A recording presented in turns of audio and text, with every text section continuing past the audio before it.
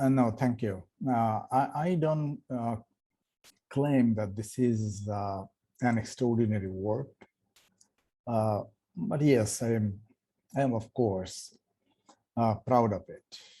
And though it was published in 2010, it's almost 11 years back, and it was published initially by Ashgate, then later in 2016 again by Routledge. It was, I should say, republished. But the premise of the book may sound like a bit old, like I mentioned before, but it's still, I would say, still relevant, and will remain relevant until migration remains as a subject of academic investigation. That is what I believe.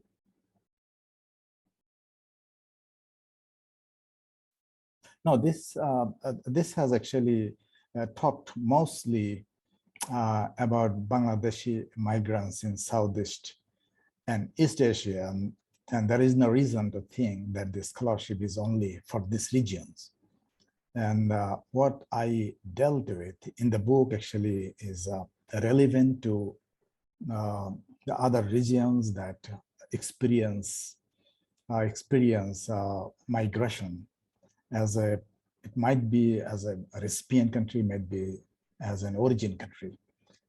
And no matter where the migrant population originate from, and the decision-making process is almost identical. Yeah, and of course, after the migration process is over, the reality and what they heard about it may turn out to be different. Then this is the case, this always happens. And spotting the difference does not necessarily mean that they can undo the migration they have already undertaken. And here lies the question of rationalization, that is justification.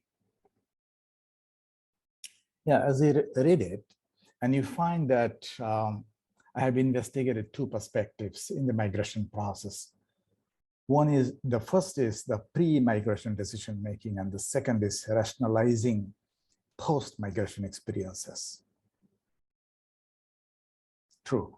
And people, depending on their capacity, destinations, and professional positions and skill category, take up different mechanics of rationalizing their migration.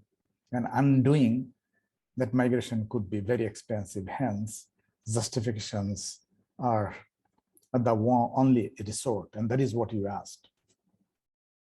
No, this is one of the ways, obviously, to justify. And in many cases, migrants in destination countries face adversities in many cases, and look forward to the better days is their way of look forward into. That means the thing that we are looking for, the better days. And that is one of the ways for them to rationalize their migration, because it is impossible for them to undo it, means to go back.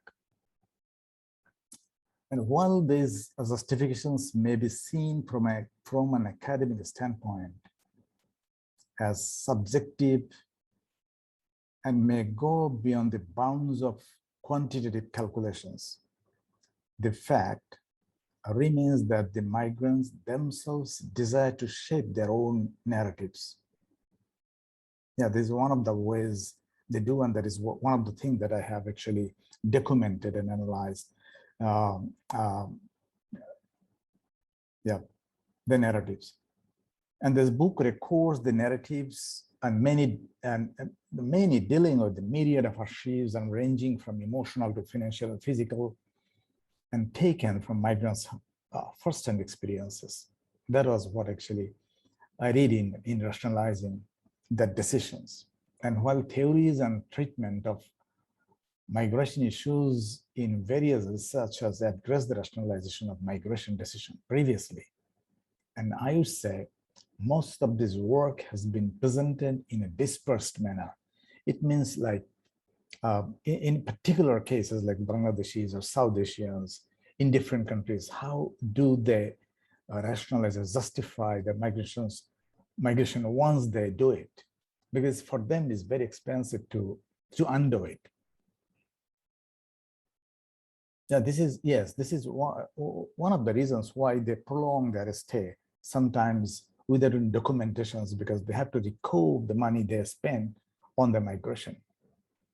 Yeah, this is one of the things that I believe that I have been able to come up with a unified understanding of the process of rationalization and migration decision.